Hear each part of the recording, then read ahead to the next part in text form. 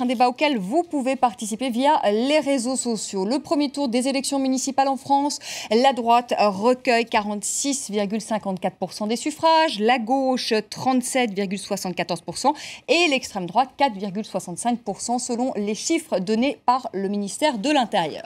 Le Parti socialiste jusqu'au bout a voulu croire que les Français ne feraient pas de cette élection un vote sanction pour le gouvernement. Eh bien, il n'en a rien été, c'est la claque.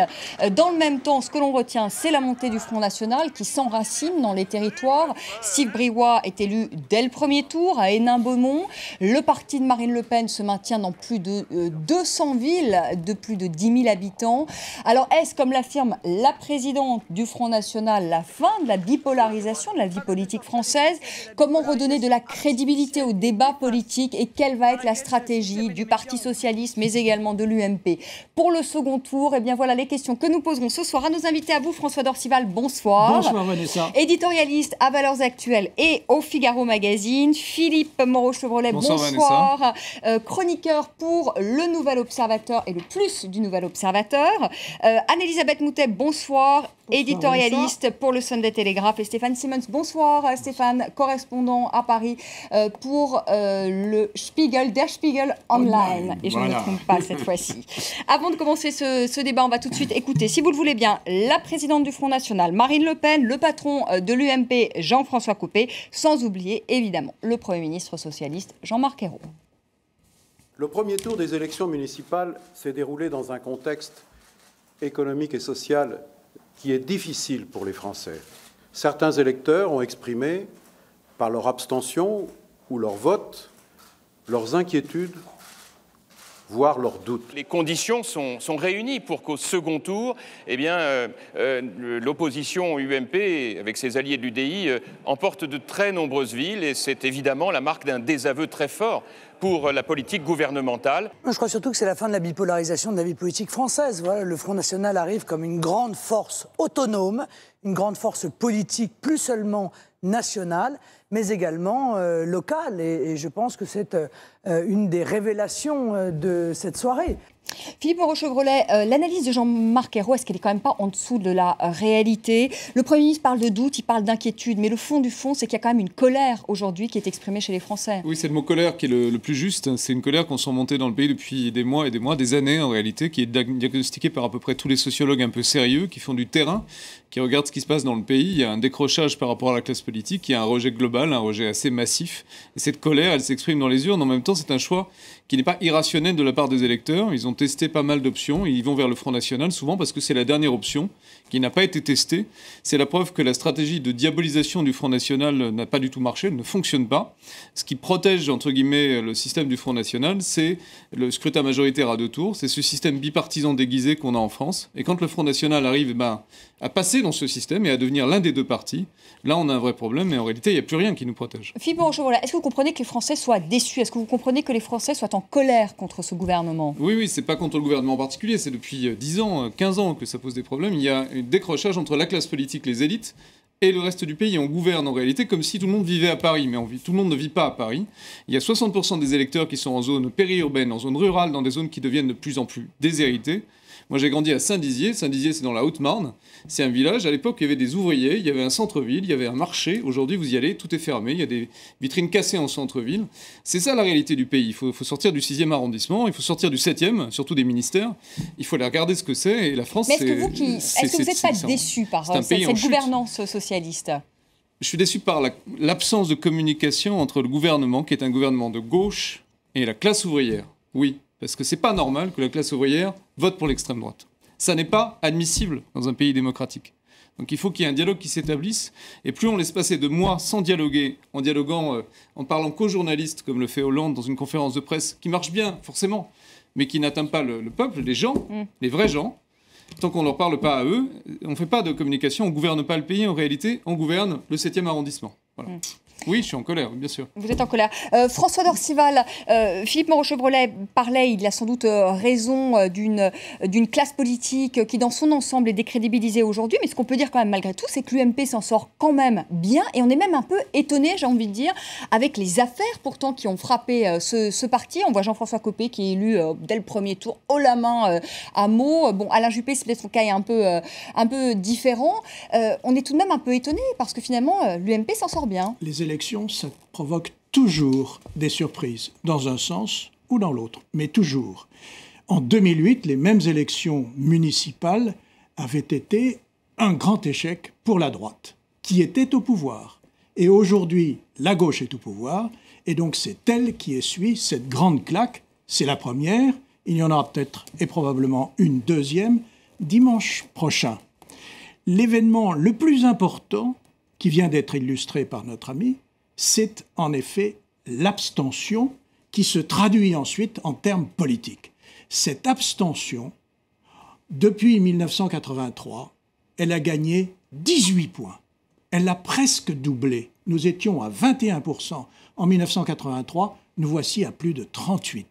Ça veut dire la désaffection à l'égard et le discrédit à l'égard des partis politiques. Mais aux élections municipales, nous sommes dans un cadre particulier qui est la proximité du candidat ou de l'élu vis-à-vis de l'électeur. Et c'est la raison pour laquelle on ne comprend pas ce qui s'est passé. Sauf que, effectivement, c'est une grande sanction pour la politique du gouvernement. Quand vous avez un exécutif dont le degré de confiance dans l'opinion se situe autour de 20%, comment voulez-vous que cela ne se traduise pas dans les élections? Stéphane Simmons, est-ce qu'en Allemagne, est-ce qu'on a suivi de près ces élections municipales? Et si oui, comment ont été jugés, commentés les résultats? On a surtout pris note de ces résultats et je suis l'analyse de Philippe qui, justement, c'était une claque contre la gauche, c'est surtout un désaveu vis-à-vis de Hollande. Et c'est d'autant plus bizarre qu'on s'est dit qu'après les années Sarkozy, la gauche qui vient au pouvoir, pas avec une grande victoire, mais quand même avec une bonne avance, était en position de changer les problèmes structurels de la France. On a eu l'Assemblée nationale, le Sénat, on a eu les communes et les régions, tous la gauche. Et on aurait pensé que, voilà, la gauche est en position d'attaquer les problèmes structurels qui pèsent sur la France. Et on s'est retrouvé avec un exécutif et un président qui apparaît plutôt mou. Et j'ai l'impression, et je suis d'accord avec François, qu'effectivement, là les voteurs ont pris l'occasion pour un vote sanction, si bien que normalement, c'est d'abord, ça se fait dans les petites communes, c'est le choix d'un personnage. Mais dans les grandes villes, c'est exactement ce que l'UMP a voulu, un vote sanction. Et ça va se reproduire, je suis d'accord, le dimanche prochain. Anne-Elisabeth Moutet, est-ce que ces résultats ont été commentés au Royaume-Uni? Oui, et évidemment, ce que les gens ont vu en premier, c'est les bons scores du Front National. Et je suis peut-être en porte-à-faux avec ça, parce que moi, je pense que le score du Front National n'est pas exceptionnel du tout. Alors, c'est vrai que le Front National ne présentait de candidats que dans un peu plus de 600 villes. Mais ils font, dans ces villes, en moyenne, ils font 10%. Alors, il y a évidemment des villes où ils s'approchent du pouvoir. Mais Hénin-Beaumont, ça avait été perdu par Marine Le Pen aux précédentes élections à un cheveu. Donc, c'était quelque chose qui, de toute façon, allait arriver. Et ce qui est assez étonnant, c'est que, finalement, évidemment, le Front National, il arrange tout le monde. Il arrange la gauche qui dit « Regardez, c'est le danger horrible, la droite va s'allier avec eux, c'est leur dernière cartouche, c'est une cartouche inventée par François Mitterrand dans les années 80, on casse la droite en deux et puis ensuite on ramasse les morceaux. » La droite elle-même, elle se rend bien compte qu'elle veut surtout pas qu'on lui accroche ça et elle dit « Front républicain aussi ». Donc c'est très intéressant, c'est très pratique, mais ils font tous le même jeu. Mais en réalité, ce qui est très intéressant, vous avez dit, malgré les affaires, l'UMP a fait fait des bons scores. Moi, je pense que, en ce qui concerne l'UMP... J'aurais pu dire malgré les affaires, malgré le manque de leadership, malgré une élection très contestée à la tête de l'UMP, finalement, je n'ai donné qu'un petit... C'est vrai, mais la droite a quasiment disparu du radar politique. Non, ce que je veux dire, c'est que, Dieu merci, monsieur Hérault, monsieur Valls et madame Taubira ont fait un cadeau sensationnel à l'UMP. Ils ont montré aux gens essentiellement, ils ont créé un martyr de la droite qui est Nicolas Sarkozy. Oui, on peut être d'accord. Laisse-moi terminer. Tout de même, on peut dire oui ou non qu'ils ont créé un martyr de la droite, mais essentiellement Nicolas Sarkozy a fini par se défendre en écrivant un papier dans le Figaro. Tribune, vous pensez que ça a joué Je pense que ça a beaucoup joué. Regardez à Paris, NKM fait honnêtement un score au premier tour auquel on ne s'attendait pas. Elle fera au deuxième tour un score auquel on s'attend. En revanche, elle ne va pas gagner à Paris. Il est possible que NKM se soit bouche de mille, c'est-à-dire qu'elle gagne en voix et qu'elle perde dans l'élection. Et ça, ce sera une situation politique inédite et intéressante parce que la façon dont les arrondissements ont été redécoupés à Paris, c'est une loi électorale à la Charles Pasqua, c'est-à-dire la loi électorale qui vous fait élire. C'est intéressant. Regardez, moi je maintiens qu'on a servi tout ça comme sur un plateau à Nicolas Sarkozy et qu'il aurait eu bien tort de se priver. Encore, Elisabeth, je vais quand même faire une petite remarque. Je crois que là, Sarkozy, dans sa tribune dans le Figaro, il a quand même trop mis le paquet. Parce que la comparaison avec la France, avec le système Stasi en Allemagne de l'Est, je crois que là, il a fait de trop. Voilà. Et je crois il a provoqué le PS et le gouvernement a fait le service après-vente en espérant que ça mobiliserait en espérant remobiliser son camp, ce qui est une erreur totale. Mais bien sûr. Et on a fait de Sarkozy le plus petit dénominateur commun de l'élection pour la droite. C'est merveilleux. François Dorcival. Cette succession d'affaires, car vous prenez l'affaire Copé, couverture de notre confrère Le Point, l'affaire Copé, le scandale Copé. Copé élu 64%. Et il va gagner son pari qui était celui de la vague. Il ne lise pas le Point à mots. En fait, il ne lise pas du tout le Point à mots. Mais les gens ne lisent pas les journaux en France. Et je suis dans la presse anglaise, elle est lue. Et Jean-François Copé va obtenir le résultat qu'il annonçait, c'est-à-dire une vague de villes de plus de 10 000 habitants qui passe de gauche à droite. Il va l'obtenir malgré ce qui a été dit sur lui pendant 8 jours. Ensuite, vous avez eu les enregistrements Buisson, et puis enfin, le trafic d'influence, Sarkozy, les écoutes et tout ça. Sarkozy a répondu. Et ça, je pense que dans le plan de communication dont vous parliez tout à l'heure, les socialistes ne l'attendaient pas. Ils ne s'attendaient pas qu'il réponde de manière soudaine, brutale, en effet, en utilisant le mot Stasi, que les socialistes ont répété pendant 48 heures et qui a mobilisé. Ils ont mobilisé. Mais naturellement, ça mobilise. Quand vous avez des éléments forts comme cela, vous vous rendez bien compte qu'il y a de l'électricité dans l'air. Alors, mobiliser avec des limites, puisque nous avons quand même 38% d'abstention, plus de 38% d'abstention. Mais est-ce qu'il n'y aura pas aussi un effet que cette vague bleue que M. Copé avait expliqué à nous, les journalistes européens, il y a 10 jours, est devenue aussi une vague bleu marine? C'est-à-dire qu'au fait, il y a toutes les gamelles qui traînent dans l'air public ont justement confirmé les Français dans ce que tu as décrit, Philippe, ce sentiment de tous pourris. Le système, de toute façon, c'est tous les mêmes. Et Marine Le Pen, je trouve assez habilement, a repris la formule de son père qui a toujours parlé de l'UMPS. Donc, elle les met tout dans un sac. Et donc, ça revient à un sentiment de l'électorat. Décrédibilisation de la vie politique, mais aussi peut-être sa stratégie de dédiabolisation aussi du Front National, quand même, qui a bien fonctionné. C'est la troisième force. La réponse à votre question, elle est à Marseille. Il n'y a pas de ville plus chaotique dans ce pays que Marseille. Et rappelez-vous, l'année dernière, nous avons parlé d'un règlement de compte par semaine. Ce n'était pas vrai, mais un règlement de compte tout de même très fréquent. Ouais. Donc, Marseille, insécurité, immigration, etc. Ah, c'est les trois I. Islam, immigrants, insécurité. Oui. Marseille, c'est quoi? 1. L'UMP reconstitué, qui est à 40%. En 2, le Front National, qui est à 23%. Et en 3, seulement le PS.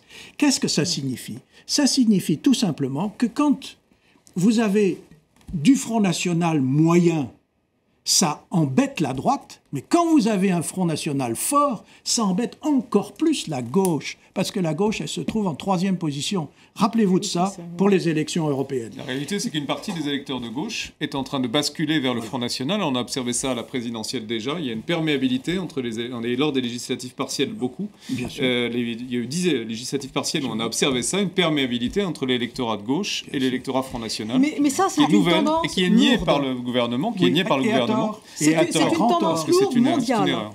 C'est une tendance lourde mondiale. En tout cas, aux c'est une tendance États-Unis, française. en Grande-Bretagne, partout, et dans tous les endroits où il y a des élections libres, on se rend compte que la gauche a perdu essentiellement la classe ouvrière, ou les gens qui s'identifient à ce qui reste de lambeaux de gens qui travaillent dans la classe ouvrière, et la droite récupère ces gens-là. Et la gauche s'enferre au contraire dans une espèce d'esthétisme bobo, bourgeois, de gens essentiellement affluents, et toute leur communication, toute leur existence, tout leur programme est fabriqué là-dessus.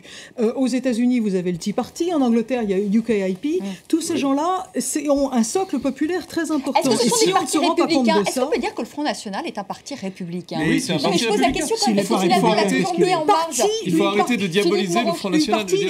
Diaboliser le Front National, ça ne sert à rien. On a vu que diaboliser le Front National, ça renforce son ça, marketing politique. Idiot, On a fait un cadeau fantastique au Front National, on l'a diabolisé, on lui a donné un outil marketing.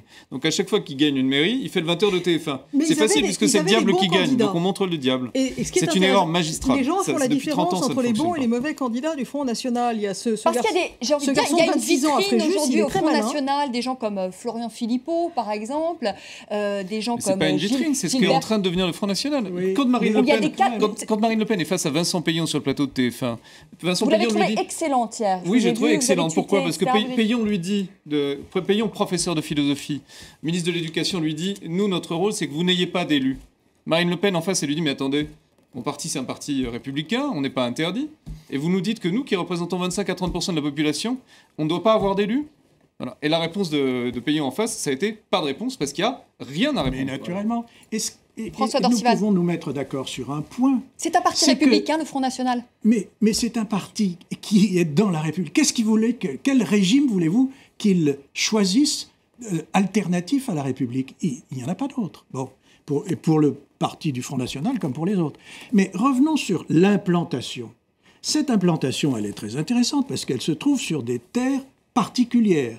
Le Nord-Pas-de-Calais, la Meurthe-et-Moselle, l'Alsace, etc., qui sont des terres populaires, ouvrières, et enfin l'ensemble de la Côte d'Azur et du Midi de la France. Le Front National, c'est là qu'il est surtout implanté.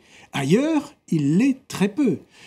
C'est vrai qu'il apparaît ailleurs, mais toutes les villes dans lesquelles il pourra se maintenir appartiennent à ces régions-là. Il y a 16 villes, il y en a une majorité dans le sud et 2 ou 3 dans le nord. J'ajoute que sur 36 000 communes, il ne faut pas non plus crier à la vague brune. Non, bien sûr, mais c'est le génie du marketing du FN. C'est d'être à la une de TF1 à l'annonce des résultats. Oui, parce que quand je parlais tout à l'heure des résultats, donc sur l'ensemble de l'Hexagone, ils sont aux alentours un peu plus de 4%, donc c'est vraiment pas grand-chose. Et au maximum, ils auront peut-être 6 villes sur 36 000 communes. Ils sont à 23 à Marseille et ils sont à... Voilà.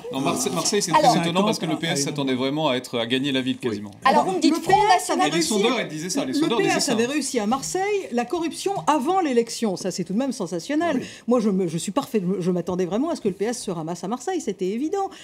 C'est évident pour personne, Anne-Elisabeth. Tous les sondages disaient qu'ils allaient être deuxième ou premier. Oui, je ne sais pas comment ils font les sondages à Marseille. Je ne sais pas, non, mais c'est peut-être une spécialité marseillaise. C'est la bouillabaisse. Allez, on fait une petite pause. C'est la bouillabaisse. On fait une petite pause. Le Front National, parti républicain. Quelle stratégie donc pour le second tour? Finalement, l'UMP, pourquoi ne pas tenter une alliance avec le Front National? Est-ce que ça peut vous faire bondir? En tout cas, il y a eu un sondage Atlantico et je peux vous dire que la majorité des sympathisants UMP, aujourd'hui, veulent une alliance UMP-Front National. Est-ce qu'on peut l'envisager, cette alliance? Peut-être pas pour ces municipales, mais peut-être pour d'autres élections. Et puis surtout, quel enseignement va tirer François Hollande de ce scrutin? Va-t-il remanier avec un nouveau Premier ministre? Si oui, lequel? À tout de suite.